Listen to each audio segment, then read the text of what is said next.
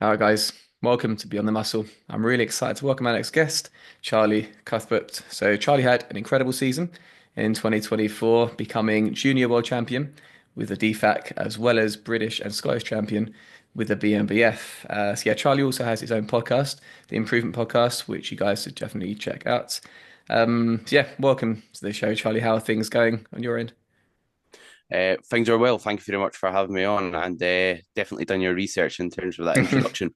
Yeah. So yeah, things are good. Currently, 30 weeks post show the now, and enjoying the off season so far. Yeah, no, good to hear. And yeah, it looks like you're having like a pretty productive off season so far as well.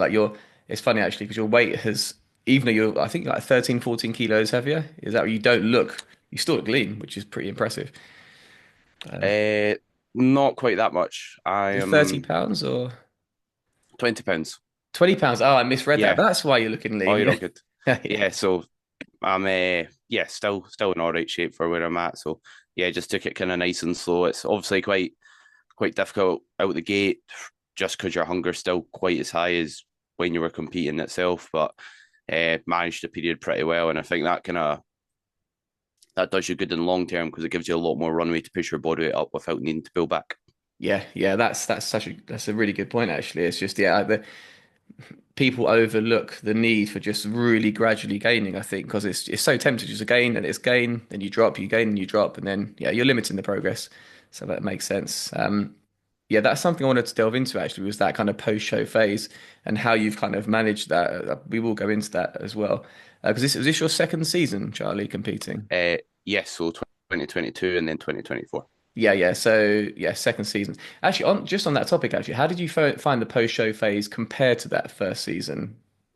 Like navigating the Both, hunger.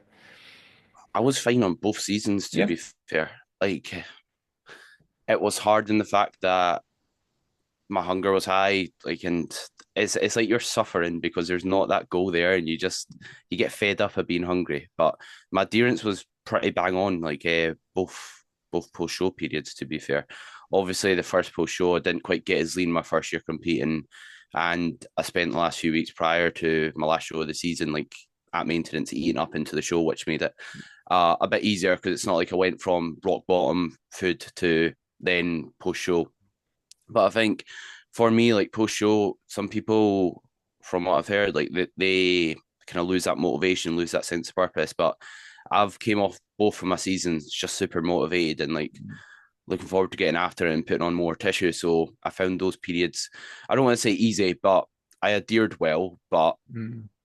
didn't didn't really like overeat or that. But Yeah. it's still obviously challenging in the fact that you are still hungry, regardless if your adherence is in a good spot. Yeah. No, that makes sense. Yeah, those few weeks post show can be quite challenging for sure. Yeah, we're gonna delve into that a bit deeper. It's quite an interesting topic that I think. So yeah, we met briefly at the DFAC Worlds last year in Munich, and I think did you do five shows last year? Was it five? I did so Scottish and then the three finals, so BNBF, WNBF, UKDFBA, and then the DFAC Worlds. Yeah, so it was the F5, yeah, same as myself. Yes, quite a lot. Yeah, something I find quite interesting is like the way athletes like physiques change over the course of a season. And it'd be cool to hear your thoughts on this too. So I spoke to Dirk Emmerich a few episodes back, and yeah, he feels like he peaked at the WNBF Worlds, I think he did. Which is ideally what you want to peak at the last show of the season. Like for Yeah. myself, I think I peaked in like I did five shows too, and my the middle three shows kind of yielded the best look for me. Like in the first show, I was lean, but there was quite a substantial spillover. The middle three were great, and then by the last show, I just looked a bit depleted, and I'd lost a bit of muscle tissue as well. Where would you say your like peak look was for 2024, Charlie? So personally, I think my first show, like because I knew I had other shows coming up, I was to qualify for the finals. I wasn't 100% for that show, so my condition definitely wasn't as good as I was in other shows. So I believe it was my first show, which was the Scottish. Then I think it was like 2 or 3 weeks break, and then I believe three shows back to back. So Yeah. I'd say just looking back at the shots, I liked my look at the BNBF British Finals, which was my second show, Yeah. and so those kind of three shows in the middle were quite good. I think those three shows back to back, Mm. they kind of tired me out a touch Right. because as you know yourself, like in prep, your sleep's not the best. And when you're coupling that with the adrenaline of being on stage and then traveling, because obviously I stay in Scotland. Yeah. So none of those shows were just on my doorstep. I couldn't No. just rock up, get my tan, go on stage. So, uh, and especially with the WNBF Supernaturals, like just sleep wasn't great just due to being in the middle of Birmingham and being super Mm. noisy. So felt like that kind of took its toll on my body. Yeah. So I wasn't quite as kind of fresh for the worlds. Right. Right. But I don't regret doing it in the slightest because your in stage condition Yeah. takes so long to get there. So even if you're not 100%, like I love the process of kind of stepping on stage and experience itself. So yeah, probably the kind of free shows in the middle. Yeah. So similar for myself. Yeah. Well, that's interesting. Yeah, you're right. Birmingham was it was pretty kind of raucous nightlife. I remember being there as well. And even in the middle of the day, there were people like stag doos and hen doos. It was pretty nuts, to be honest. But Yeah, I know. very loud. Yeah, the Supermatch was a good venue. Um, yeah, I think for myself, I kind of stayed too lean for too long, and that had a detrimental effect on my physique. Did you feel you reached like your peak condition at the very last show, or was that also somewhere in the middle as well? So yeah, I believe I did strip off some more body fat like heading into the world. So I think my lowest weight was 156 pounds Yeah, that I yeah, got to before the Worlds, and then spent the kind of last week prior to that kind of eating up, and then obviously travelled out and competed. yeah. Okay, so you kind of that was peak condition, but do you feel, despite being peak condition, it wasn't quite as good as the look prior to that? Yeah, Yeah, definitely. yeah. I feel like my body weight was like lower, but it wasn't as reflective in the look to an extent. Yeah. No, I see what you're saying. Yeah, and I've had that before in prep when my body weight is going down, but I don't look any leaner, and it's yeah, you think yeah, that's probably not a good thing. But Yeah, yeah, you still, I'd say even yeah, having a look at your physique throughout the season, you still had kind of a full yeah, like a good full look throughout. So yeah, I don't think too much damage was done, but it's yeah, hard when you do that many shows. It is really hard to maintain that level, isn't it? I think. yeah, for sure. Especially if they're quite spread out. Yeah, and then you did because yeah, they were spread up. You did three back to back. Was it the BMBF, WMBF, and it was the UK DFBA? Is that the one you did? Correct. Yeah. So three back to back. That's I didn't make it to that one, but yeah, that's a lot. That is a lot to do. Um, I want to talk about kind of lessons learned throughout the season. I definitely learned a lot because this was only my second season competing, despite the fact I'm getting on a bit in age. I definitely learned a lot in 2024. Um, for myself, yeah, the things I've learned, I basically didn't have a dedicated off season. So I've been away for 9 years, but I've kind of haven't spent those 9 years kind of productively gaining. So yeah, I'm excited to see what an actual off season can do for me. Going back to like lessons learned though, Charlie, what have been like some of the biggest lessons you learned from your season last year? So just the benefit of having that slow gradual rate of loss. Like this season, we started leaner. We gave myself more time to diet down, lost at a slower rate, and it just yielded. Well, the first half of prep, like I didn't feel like I was dieting. Right, yeah. Second half, obviously, regardless how slow you take it, how well you manage fatigue. When you're lean, you're lean. You're gonna feel battered.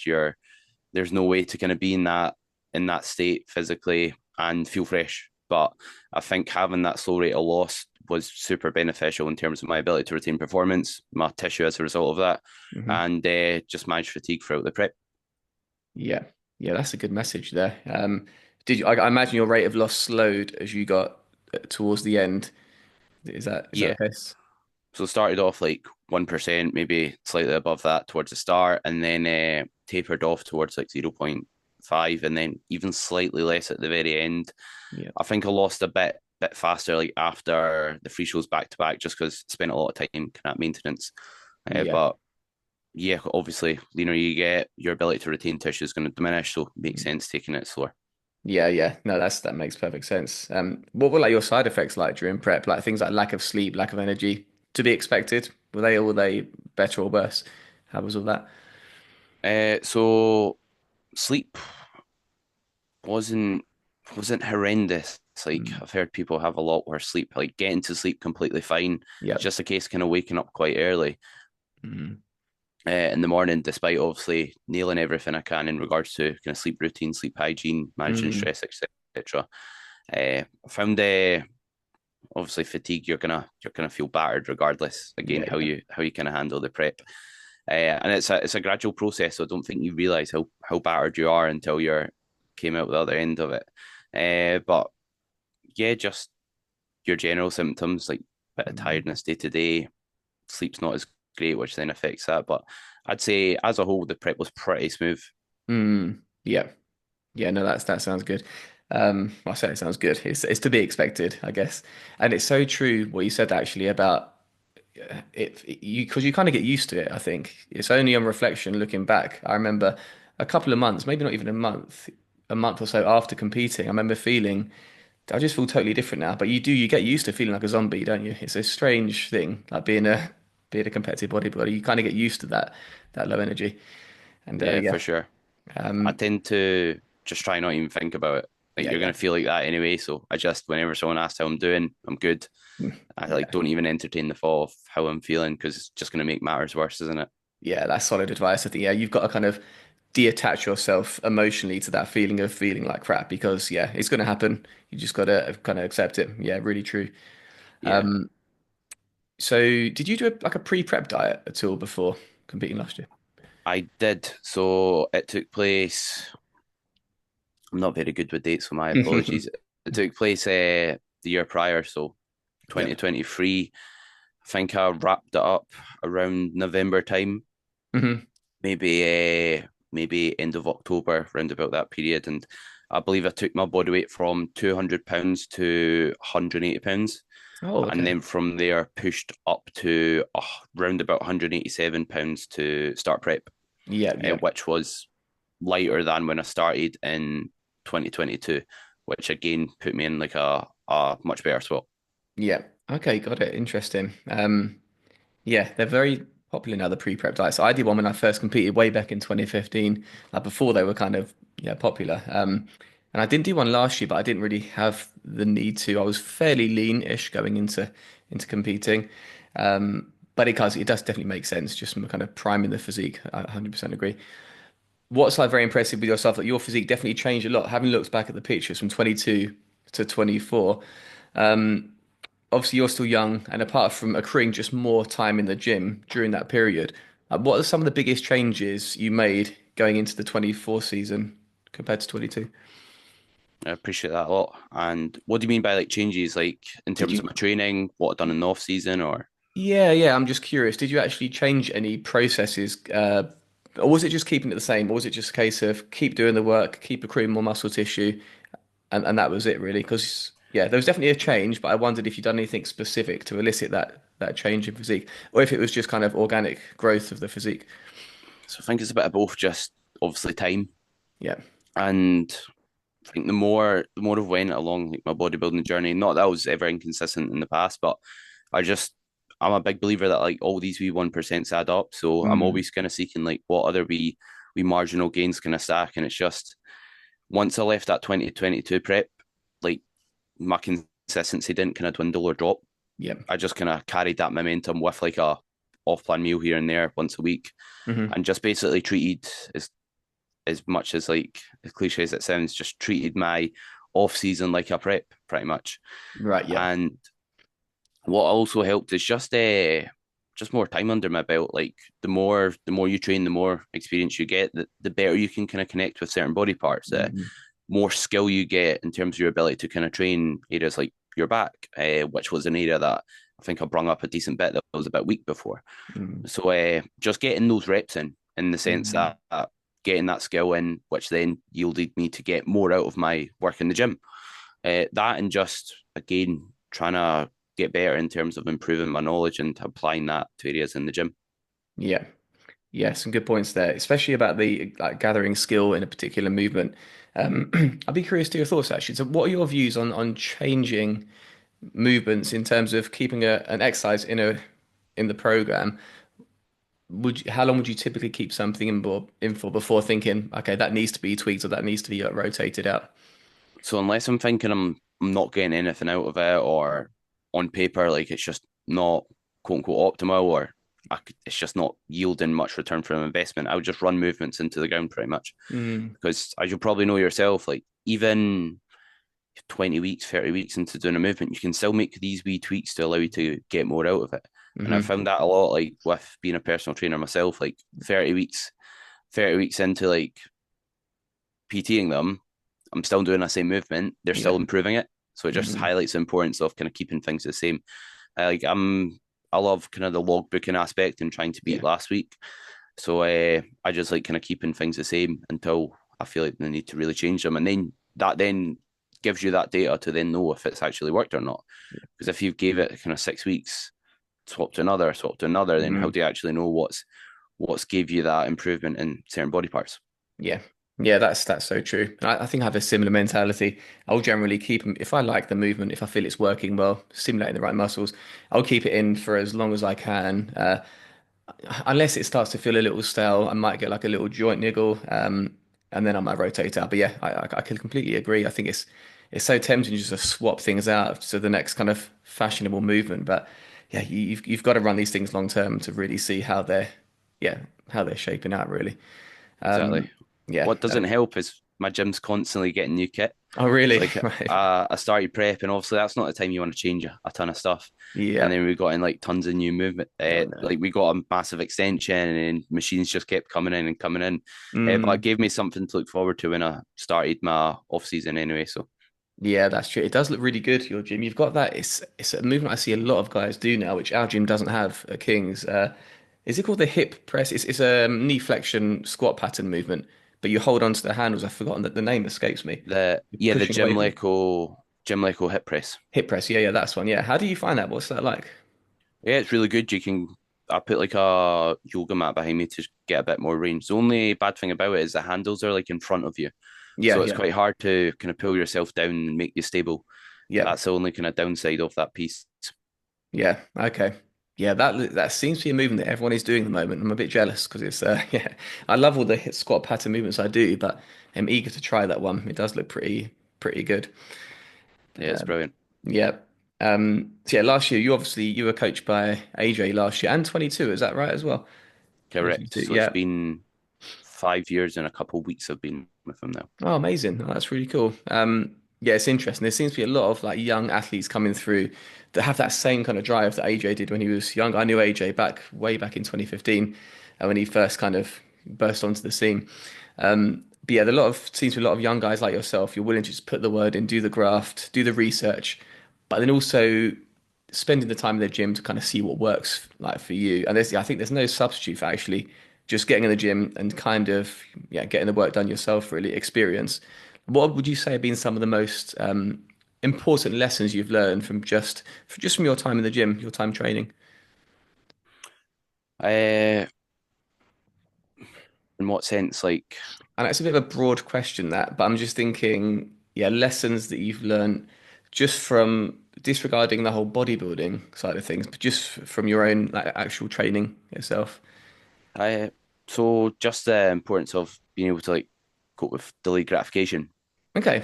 Yeah. Like, because training's it's very monotonous. It's the same thing day in day out. Not a lot's changing, but just the value of being able to kind of repeat the boring things time and time again, being extremely consistent with it over time. Because I think the being able to deal with that delayed gratification, putting the work in without seeing much return on your investment sometimes when you're in a gaining phase, looking worse, not really seeing where the muscle's going on, just seeing where the body fat's going on. Uh, but just sticking with it, being able to do so even when you have things, injuries arise, like setbacks come up, and still being able to kind of remain resilient and just keep cracking on pretty much. Because I think being able to handle that delayed gratification, you can extrapolate that, and that can apply to any other aspect of life, like business for myself, and also any sort of education. I think that's kind of massively valuable, and that's why I love bodybuilding so much, and I love the gym and I love the process because the traits that make you a successful bodybuilder will apply elsewhere in life. Yeah. Amazing message there. Really agree with that. Bodybuilding is like the ultimate test of like delayed gratification. Completely agree there. It's For funny sure. actually because when to relate that to one of like a story of my own. So I was an artist before I got into bodybuilding, but I was quite talented as an artist for kids, more so than as a bodybuilder, in all honesty. But I had the skill, but I didn't really have the ability to spend hours and hours and hours creating a piece because I didn't have that kind of delayed gratification mindset or the ability to really zoom out and see the big picture. But once I got into bodybuilding and then return back to my art, I was able to actually create really impressive pieces of art because I'd experienced bodybuilding. I know what it's like to actually get in the gym, but know that you're not going to see anything for weeks or months or years. And yeah, I extrapolated that into my artwork, and yeah, I was able to create some pieces that I thought were really impressive on that side of things. And I think yeah, bodybuilding was the reason why it was the reason why I did that because it's such a useful skill. And you're right, in business, in life, yeah, that ability to understand that things take a lot of time. I think it's a really yeah, that's really true there. Yeah, it goes a long way. Yeah, that really does. So we touched on this a little bit earlier. So I wanted to chat about that post-show phase, which you seem to navigate quite well. Obviously, yeah, the combination of a lack of competitive goal on the horizon and yeah, a body that wants to consume everything in sight, it can be quite hard to navigate. And I definitely struggled in this area. I was really good last year, but in 2015, I found it particularly challenging. And I made the mistake first of trying to stay too lean in the off season, so not giving my body the chance to fully recover, essentially. And then from that point, I just accepted the fact that I was in the off season, but I just gained weight too quickly. And then, like we were discussing before, it was a case of gaining, doing mini cuts, gaining, doing mini cuts. It just wasn't the most productive, and it did give me some like body image issues as well. So yeah, this time I found by utilizing like a recovery diet approach, it's been a lot easier. So you mentioned this post-show phase has been like pretty good for you so far. Yeah, Yeah. and obviously you're still fairly lean and not too far away from stage weight. Um, yeah, so tell us how this kind of post-show phase has been for you, and how have you managed to navigate it without like veering too far off track? So it's been good. It's been pretty smooth sailing. Like I've not really had much injuries or setbacks or issues throughout this off season or the period since my show.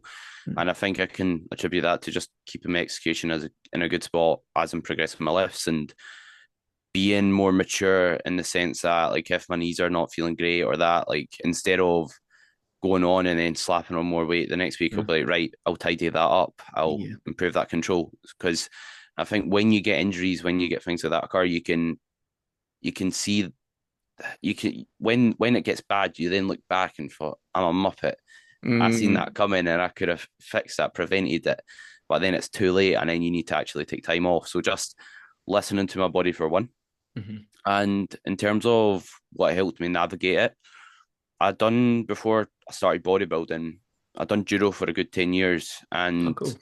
you've got weight restrictions in judo. So I've had experience dieting quite a lot in the Right. fact that like when I done judo and I was making weight, like last month before like a competition, I just started eating like chicken salad for like pretty much every single dinner sort of thing and just cutting out carbohydrates might not be the best approach, but it was quite Yeah. difficult in a sense, which Yeah. gave me that discipline. And I think something that helps is making sure you've earned the right to maybe step into a contest prep. So you've been through different dieting phases. Yeah. So you're not going from like never performing a diet to then getting stage lean. So that Mm. helped as well. Just knowing like the food will always be there. Like Yeah. just thinking to myself, right, I've done it for 20 to 30 weeks. I can do it for another 10. Yeah. And just knowing that that's going to then set me up to make more progress and allow you to work your food up. Because I think if someone's got, let's say they're in a gaining phase and then let's say once a week they have like a ridiculously big meal or whatever, or Mm.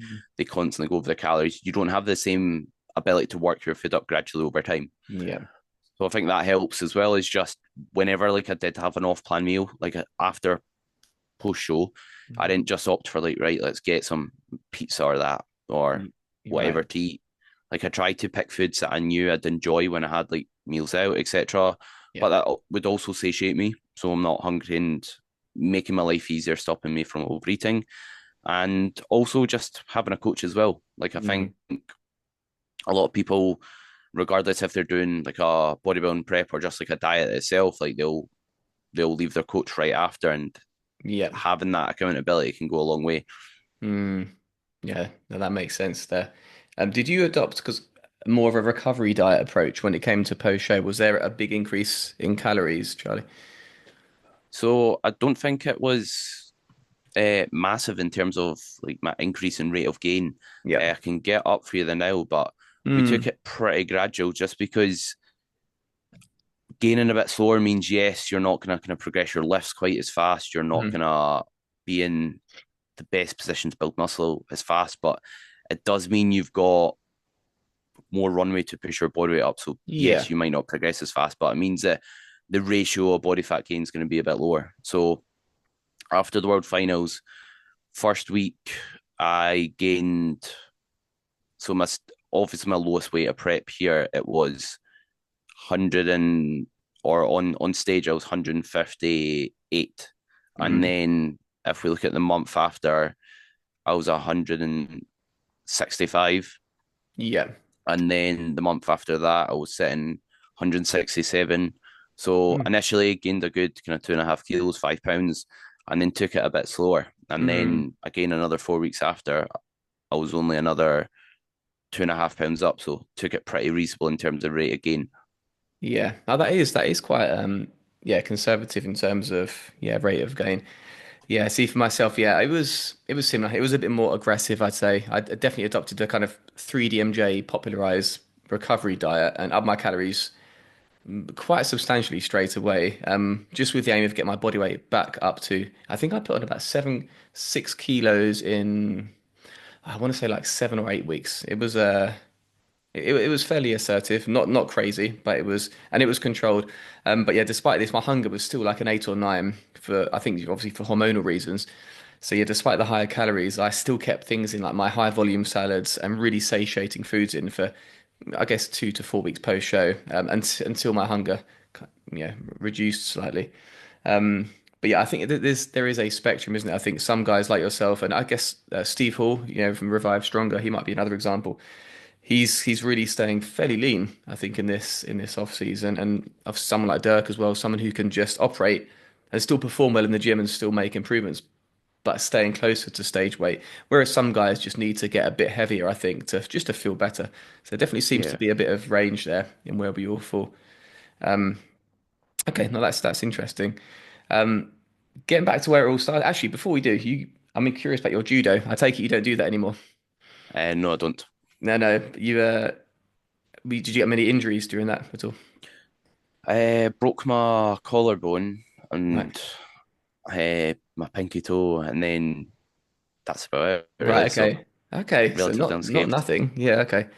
Yeah, my son actually, he's only 8, but he's been doing it for a few years and he's just stopped. And I'm kind of gutted really because I used to take him and I really used to enjoy watching him. But yeah, I can't force him to do it. But yeah, Yeah. and I actually thought about doing it myself and doing like a beginner class, but then I decided no, I want to get back into bodybuilding. But yeah, yeah, is that something you'd ever return to, or you think that's done now? Maybe when I'm maybe when I'm older, I originally got into the gym to help complement my judo, which did help a fair bit. But it got to the point where I was just doing judo because that's what I done. That's what my Right. Monday night looked like. That's what I done before school on a Tuesday. So Yeah. I was just doing it for the sake of it. So Got my it. dad, he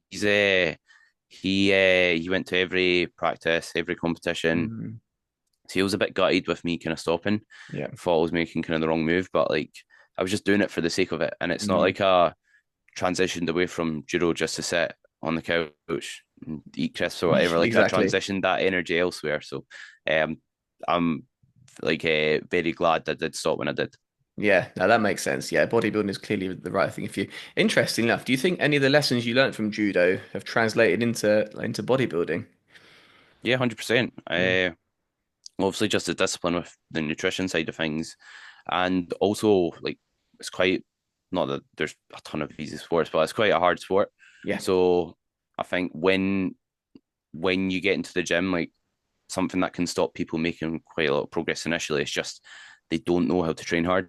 Mm. But I didn't really have that hurdle to an extent because I was Yeah. used to kind of pushing myself with judo.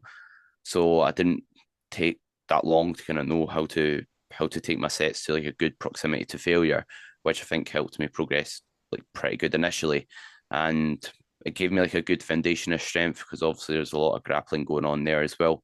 And also like I didn't get I didn't get much achievements handed to me in judo. Right. The way my weight was and my height, like I was always slap bang in the middle in the most competitive classes. Right, right. So I didn't have like an easy time like competing and placing, which taught me to work hard because I didn't Mm, get it handed to me, which again transitioned over to helping me progress in bodybuilding. yeah. No, that's a really good message there, actually. Yeah, yeah. No, there are definitely some lessons to be learned, clearly, from that competitive martial art. I do like the whole respect thing as well, like respecting your opponent. There's something to be said for that as well. Yeah, Um, definitely. yeah, I love about judo. I was going to ask actually like, where it all started for you, but I guess judo was, yeah, you kind of started in judo and then you transitioned into bodybuilding. Who were some of your biggest like inspirations at the time when you first got into bodybuilding? So I AJ one of them, hence why I'm with him as a coach. So starting off, obviously, I didn't really follow a lot of kind of natural bodybuilding. I actually had like a what you could class as more of like a powerlifting style approach to training when I just Okay. started, just due to the fact that it was to help complement my judo. And then I started following a few more like natural bodybuilders, like AJ being one of them. Came across Keefe West, and then came across people like Cuba, trained by JP or Jordan Peters, Mm. and that's who I took inspiration from. So definitely could have uh, took worse idols. Yeah, yeah, no, exactly. Those guys are all yeah, pretty highly regarded. Yeah, definitely. Yeah, it's funny. I think I'm a little bit different to a lot of bodybuilders in this regard. A lot of the guys I speak to, they also follow like the enhanced side of things, and I keep like a bit of an eye on it. 'Cause obviously, it kind of pops up on my Instagram and stuff. Do you follow much about what's going on in that domain in the enhanced side? Do you keep an eye on it at all? Yeah, a fair bit I'd say. Like Yeah, yeah. I do get excited seeing. I don't watch much of the shows just due Right. to the times they're on Mm, and just being busy. But like I'll always look at the Instagram pages like Bison Tries, Bodybuilding Without yeah. Borders, and have you heard of Fuad Abiyad, Yes. the Yeah. bro chat? Yeah, so I do like following the commentary on things like his podcast and that. So yeah, I do quite like following it. Yeah. Yeah. Yeah. For me, though, I look at a lot of the enhanced guys, and I've heard people say, like to like the genetic elite of the natural world, like I wonder what they'd look like if they took gear, if they went down that route. For me, I kind of see it a bit differently. I look at some of the enhanced guys and I think, I wonder what they'd look like if they just stayed natural and then stuck at it for like 20 years. What Yeah, how their kind of overall finished natural look would be. And I do get it. Obviously, there's the freak factor of the open bodybuilding in the enhanced side, but for me, like a world class natural is a much more like an impressive look in many ways. Yeah, the likes of Babacar or kind of Oscar Mosca and yeah, those top guys. Um, I've never heard this said before. I think it's interesting. If you go back to like the golden era of bodybuilding, like the Arnold Schwarzenegger era, I think now the top naturals are probably at that level in terms of like muscular development with more conditioned physiques and better legs, which is pretty nuts, really. Like how far bodybuilding has come. But yeah, I can see the appeal of, and I kind of keep an eye on both camps for sure. But I just tend to follow natural bodybuilding, yeah, a little bit yeah, more and the as you do. standards just getting better and better, isn't it? It is crazy. Yeah, yeah. And you're still young, aren't you, Charlie? How old? What are you, 23, 24? Currently 23 and a wee 23. 24 in a month's time, pretty Yeah, much. yeah. So you'll be competing in Open next time, presumably. Yes, which is why I'm taking a good bit of time off. Yeah, yeah. In terms of your overall like physique, Charlie, what would you say are some of the areas where you're looking to work on and improve in this off season? So definitely like my pressing musculature, so chest, shoulders, and my arms in particular. My legs are, I think, fairly decent. My back's Yeah. not bad as well. Obviously, I need more muscle everywhere, especially if I'm stepping into open, but especially like in the arms. It's okay in like my front double bicep, Hmm. but like if I hit a most muscular, they just disappear for whatever reason. Right, right. Yeah, it's funny, isn't it, how muscles can look really impressive in one shot and then yeah, and then not so in another. I kind of get that completely with my own physique. Um, what advice would you give to someone who's just getting into bodybuilding, getting into lifting rather, but they're thinking of competing for the first time? Be do it for the right reasons. So, like if, for example, like I just love kind of the training aspect and Mm, the process. So I think if someone's in it for those reasons, they'll maybe have a better ability to handle post show and get through the prep itself. Because mm, if you're just doing it for a photo at the end, I think you're just not going to enjoy the process. And there's a lot of negatives to it. So it's not something you should do without maybe taking much into consideration there.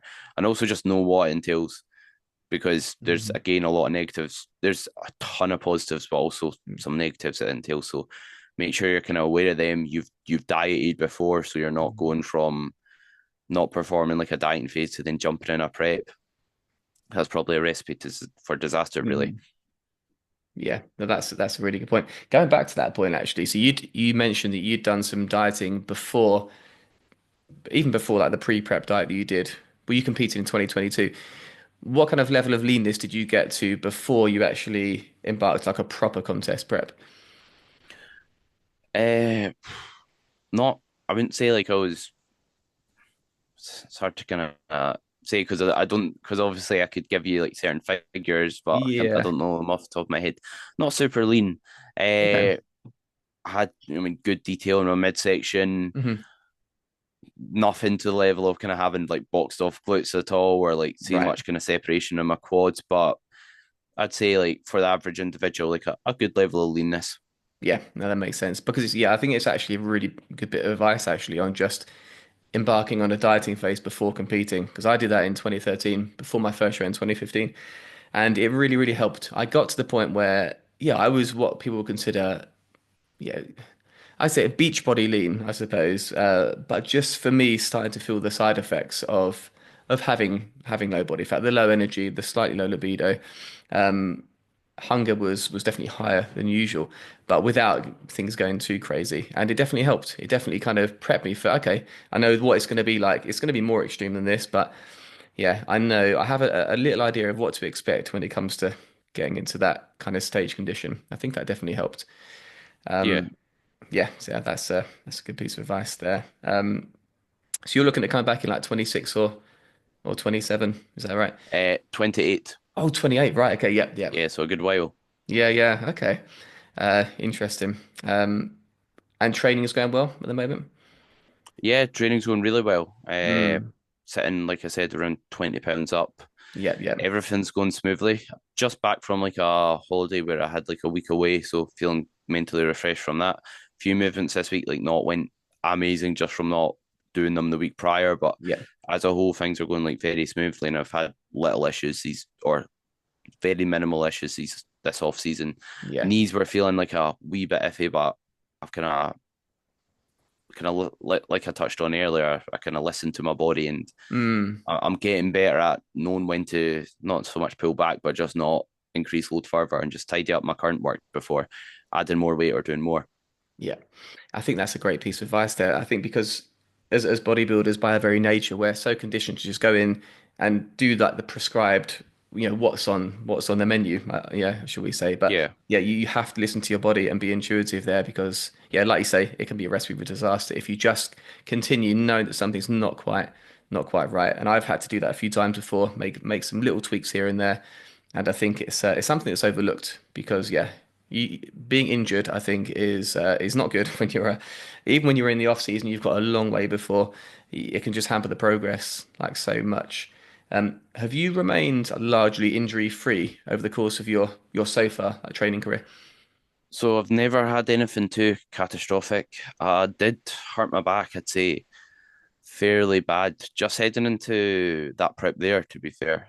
Right. And or it was before the prep, but I still had issues going into the prep itself.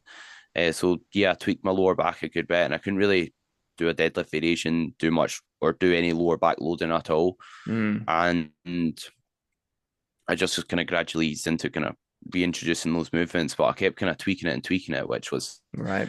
quite frustrating. But it's all good now, and that was something that was quite concerning, like into prep. Like I was thinking, like, should I compete? Like, will I be fine? Because you Mm, don't want to obviously be dieting down and not being able to kind of take your sets to failure, not being or close to failure, or not being able to do certain movements. So I had a bit of issues with that. But apart from that, just your standard, you know, what I mean, sore knees now and then, yeah. elbows aching a touch, but Hmm. not been too bad in terms of getting injuries. It's mainly been some knee issues in the past and my lower back that I had problems with. Yeah. Okay. Interesting. What was the exercise that actually brought it on? Do you remember? So it was actually the leg press. It was no, it's not the hip press you're on about. Sorry, I was on a leg press, and then Yeah. the way the machine arcs, it's like a Panata leg press that I was performing. It's not like a standard 45-degree one. Right. So Right. as you lower, the weight kind of starts pushing you up, if that makes sense. Okay. So Yeah. it's got like a weird path, and then like a I tweaked my lower back there on Mm, all movements. I know it's weird, and right. then I then went and done an RDL, and then just Uh, completely part it, I see. and then I was kind of out completely from doing quite a lot of work in the gym, which was a shame. Yeah. Yeah. Well, that's yeah, well, that sucks definitely. Yeah, touching on your training actually, you definitely train with a very high level of intensity, which is great to see. Have you I don't recall seeing many of your kind of prep training videos actually, but I imagine you adopt the same level of intensity during prep as you do on the off season. Would that be right? Yeah, nothing really changes, and I Nothing pride changes. myself for kind of holding that standard when I'm in the depths of prep, holding that intensity. Because again, if you back off when you're feeling tired, you're feeling draggy, your Mm, muscles just gonna say goodbye. So you need to kind yeah, of keep that same level yeah, of effort. that's true. Yeah, it's like they say, what built the muscle is going to help retain it, or something along those lines. It's true. What's like motivation like, Charlie? Do you ever get sessions where you're thinking, "Ah, I'm just not feeling it today," and then you go to the gym and you have an amazing workout and you feel better, or is motivation generally really high to train? Uh, I've sometimes like going in the gym, it's like a bit hard. You're just not feeling it, but Mm, I love I train because I love the process of kind of beating last week, getting that improvement week on week. So kind of that logbook keeps me motivated because I yeah, always equate like every single set I do, like that's an opportunity to build muscle. yeah, And like every single set, just like trying to be a bit better than last week, that's what I get that sense of dopamine, sense of reward from, which mm, I think helps keep my motivation high. But just like anyone else, I have the times where I can't be bothered quite as much. You're tired, you've got a busy day, yeah, but I try and just I don't almost really think about it once again, like I touched on with how I'm mm, feeling in terms of energy levels. I just know what time I train, know what yeah. meals I eat, know how much fluids I'll drink before it, and just crack on. Yeah. No, that's yeah, that makes sense there. Yeah, I can definitely relate to that as well. I get sessions. It's more my leg sessions, to be fair. My legs, like yourself, they're a bit of they're a strong point, but I do find certain leg sessions quite intimidating when you're in the gym for yeah almost 2 hours. You have to be so mentally focused for certain movements, and I think sometimes my head just isn't in the game. But once I kind of force myself to get into the gym, and get in that mindset, yeah, then there's a switch, and I can approach each set with the required intensity. But yeah, I definitely get those sessions where I'm just yeah, I'm not quite feeling it. But yeah, you're right. I think just detaching yourself emotionally from it and just getting the work done is yeah, it is a really good bit of advice there. Yeah, 100% Yeah, agree. and also utilizing a good bit of caffeine can help. Yeah, What yeah, I don't that's think true. helps is going into legs. It's always like my third session in a row, so it's after like Uh, push pull, and then obviously there's quite big movements on that pull session, and then going into legs, you're a bit more battered, but I can yeah, get away with not being quite as fresh for that session just because like my legs are my stronger body part, so I don't need to hit them when I'm fresh. yeah. Oh, interesting. What's your split like? You doing like 4 or 5 days a week currently? So currently doing 5 days a week, and it's Yeah, push, pull, legs, rest, push, back and hamstrings, then rest.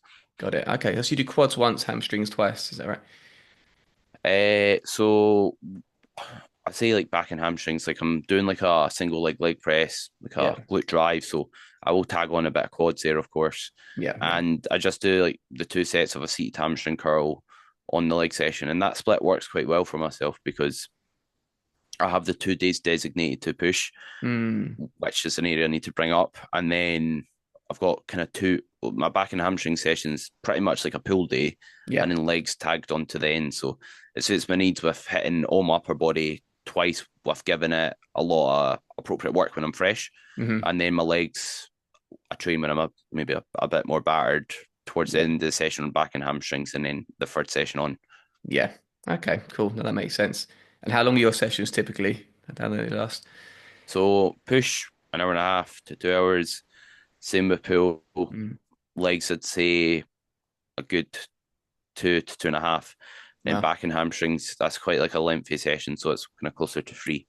Yeah. Oh, wow. Very long. Yeah, yeah. Geez, That's a long time in the gym. Yeah, I think it's sometimes it's the warm up sets that can on the big movements that can take up so much time, I find. But yeah, I know. yeah, you're getting the work done, which is great to see. Look, Charlie, we're reaching the end of the conversation, but yeah, this has been really insightful. I've enjoyed this chat a lot, and yeah, you've given us some really interesting things to talk about that I hadn't actually considered. So yeah, this has been really cool. We're gonna do some quick fire questions now, Charlie. So Go for it. what is your favorite film? Film. Prisoners. Prisoners. You know what? I think it's the first film that I've had a guess on. I don't even think I've seen that film. What's that Uh, about? so it's Jake Gyllenhaal or something like that. His Yeah, name yeah, is, and someone goes and it's I can't remember if it's Hugh Jackman, yeah. Wolverine, Okay. Wolverine. Aye. So it's got Okay. those two actors in it, and someone's daughter pretty much goes missing, Mm, and then he's trying to find out who kind of took her, and he's got an idea of who it is, but the story's like a lot more complex than you interesting. think. Okay, it's weird. I've never seen it. I don't think I've heard of it, but I have to check it out now. It was on Netflix. I'm not sure if it still is, but it's definitely worth a watch. Prisoners. Yeah, cool. I'll check it out. What are your hobbies outside of bodybuilding, Charlie? Stumped me that one. No, I don't do a lot to be fair. yeah, yeah, Think of like if you spread your efforts very thin, then the results will reflect that. So yeah, yeah. I like I like watching movies, Hmm. going walks. That's about it really. Yeah, I've no, that's not got a ton of other hobbies. no. Yeah, a lot of quite a few bodybuilders also struggle with that one. Yeah. And now I've changed this because I think it's actually quite an interesting question. What piece of advice would you give to your, I know you're still young, but what piece of advice would you give to your younger self who's just getting into lifting? Uh, for for a while, I shied away from like doing things like a deadlift just because I followed quite like a bro split approach. Yep. So I'd say don't neglect those kind of bigger movements to an extent, Okay. and also like logbook. Do a Mm, split that better suits my needs. yeah. Now that makes sense. Yeah, I'm the same with you. I can't work without a logbook. I don't know. Some people do, and they do just fine with that more intuitive approach. But yeah, I'm so intent on it. If I know I'm not going to be at least matching the numbers from the previous week, and yeah, I couldn't live without it really. Um, Yeah, I think it's good doing it and then moving away from it. But I think you need to go yeah. through the phase of logbooking and have an experience before then training intuitively. Yeah. Interesting. Yeah, God, I don't know how I'd live without it to be honest, but yeah, I might try it at some stage. But yeah, in a hotel gym is a good way to do that, isn't it? You were just away training in a hotel, I guess. Yeah, yeah. Yeah, It's a good chance to experiment and have a bit of fun, I guess. yeah, which does give you a mental break.